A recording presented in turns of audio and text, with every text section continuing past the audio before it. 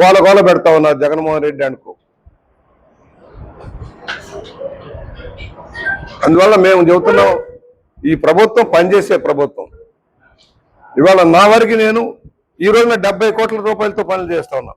ఒక రూరల్ నియోజకవర్గంలో R&B కానీ, పంచాయతీరాజ్ కానీ, NMRE కానీ ఏదైతే 70 కోట్లతో పనులు నడుస్తున్నాయి. ఈ రోజున అభివృద్ధి అంటే అది. రోడ్లు వేస్తున్నాం, కాలువలు చేస్తున్నాం, బ్రిడ్జిలు కడుతున్నాం,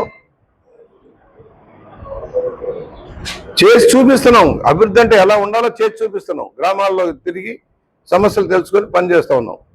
1వ తారీఖు జీతాలు ఇస్తున్నాం.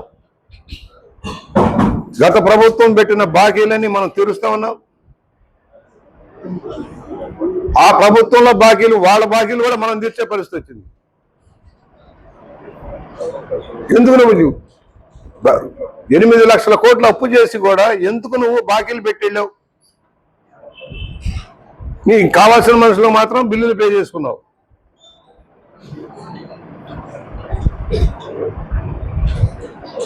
ఈ రోజున మేము చెబుతున్నాం, నువ్వు మళ్ళా వచ్చే ప్రశ్నే లేదు.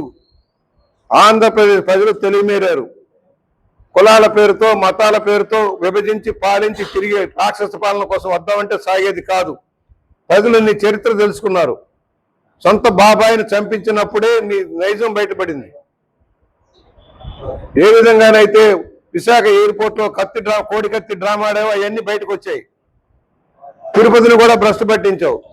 తిరుపతి ఆస్తులు కబ్జా చేశావు, ప్రజల ఆస్తులు కబ్జా చేశావు, ప్రజల భూములు కొల్లగొట్టారు.